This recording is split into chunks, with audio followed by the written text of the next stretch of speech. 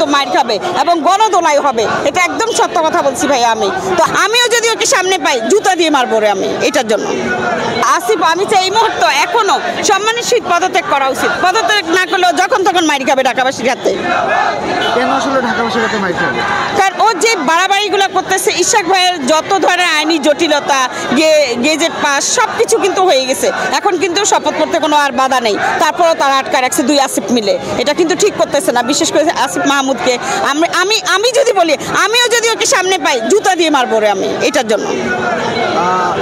আসলে সে তো এই জনগণের প্রতিনিধিত্ব করছে, জুলাই আন্দোলন হলো সেই প্রতিনিধিত্ব তো আসিফ মাহমুদ করছে না। ওরা কোনো প্রতিনিধিত্ব করছে না, ওরা চুরি চামারির সাথে ওদের গ্রুপটাকে পর্যন্ত লাগায় রাখছে। ওরা সব কিছুতে ওদের যা ভাইরাল হচ্ছে, ওদের এপিএস থেকে শুরু করে ওরা কোনো প্রতিনিধিত্ব করতেছে না, এটাকে প্রতিনিধিত্ব বলে না। ওরা কোনো দেশের জনগণ দেশের কথা চিন্তা করে কোনো কাজই করতেছে না। আমি বলবো যে এবার কোরবানিতে যা হয়েছে, ও কিন্তু রাত্রেবেলায় বলছে যে সব পরিষ্কার পরিচ্ছন্ন, কিন্তু আমাদের ইশাক ভাই জনতার মেয়র, সে একজন খোকা ভাইয়ের সন্তান, যে সে সেভাবে যেভাবে এটা এবারকার ইশাক ভাই এটার নিয়ে পরিষ্কার করছে ময়লা আবর্জনা সব কিছু, সে মেয়র না হওয়া সত্ত্বেও। ইভেন আমাদের রাস্তাটা কি একটু বৃষ্টি হলে জলাবদ্ধতা হয়ে আমাদের বাড়িঘর ডুবে যেত ওই গলিতে। ইশাক ভাইকে যখন তারেক ভাই লন্ডন থেকে এটা করছে, তখন ইশাক ভাই কিন্তু এই কাজটা করছে। করার পর এখন আমরা অনেক দিন ধরে ভালো আছি। বৃষ্টি হলে আমাদের রাস্তা এখন আর পানি হয় না, খুবই ভালো আছি আমরা ইশাক ভাইয়ের কারণে। আমরা ঢাকাবাসী ইশাক ভাইকে মেয়র হিসেবে চাই, আর আসিফের পদত্যাগ চাই। আসিফ মাহমুদের পদত্যাগের দাবি এই কারণে করব, কারণ উনি জনগণের ম্যান্ডেট নিয়ে তো বসেন নাই। আমরা চাই একটা আমাদের গণতান্ত্রিক দেশ বাংলাদেশ, এখানে আমরা জনগণ যে আমরা এই 17 বছর যে কষ্ট করেছি, আমরা 17 বছর যে আমাদের মনের দাবি দেওয়া আমরা বলতে পারি নাই এবং আমরা ভোট দিতে পারি নাই, সেই যাতে ভোটের মাধ্যমে আমাদের জনগণ যাতে একটা সরকার পায়, যেই সরকারের কাছে আমরা দাবি দেওয়া তুলে ধরতে পারবো। আশা করি এই নির্বাচনের মাধ্যমে এটার সুষ্ঠু সমাধান হতে পারে এবং আমরা নির্বাচন চাই। আমাদের আন্দোলন চলবে, আমাদের আন্দোলন আরো কঠিন থেকে কঠিনতর হবে ইনশাল্লাহ।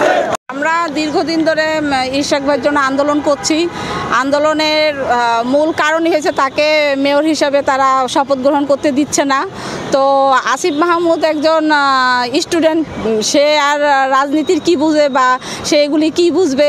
তারা ছাত্র রাজনীতি করে আসছে, এখন আমাদের ইশাক ভাইকে মেয়র হিসাবে দিতে হবে, এই দাবি আমাদের। তো আসিফ মাহমুদ সে পিচ্ছি, সে কিছুই বোঝে না রাজনীতি সম্পর্কে বা ইশাক ভাই সম্পর্কে সে জানে না। ইশাক ভাই অনেক বড় মাপের একজন মানুষ, সে মেয়র হিসাবে বাংলাদেশের মধ্যে শ্রেষ্ঠ।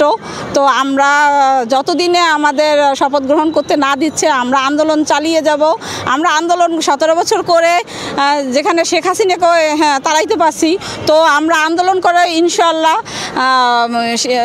ইশাক ভাইকেও আমরা মেয়র হিসাবে পাবো ইনশাল্লাহ। তো আসিফ মাহমুদ, তুমি এখন ঠিক হয়ে যাও, আমাদের যেই দাবিগুলি পূরণ এটা মেনে নাও, তাহলে তোমার জন্যই ভালো। তো যারা বড় নেতা হয় তারা তো সবাই স্টুডেন্ট থেকে আন্দোলন করে বড় নেতা হয় না। কেন্দ্রীয় নেতা সে যেখানে বসছে সেখানে বসার মতন তার এখনো অ্যাবিলিটি হয় নাই, আমি মনে করি এখনো তার সেই ক্ষমতা বা সেই যোগ্যতা হয় নাই, বয়সও হয় নাই। সে পিচ্ছি মানুষ, সে কি বুঝবে? তো আমরা ইশাক ভাই যতক্ষণে শপথ গ্রহণ করতে না দিচ্ছে ততক্ষণ আমরা এই আন্দোলন চালিয়ে যাব এবং ইনশাল্লাহ আমরা জয়ী হব।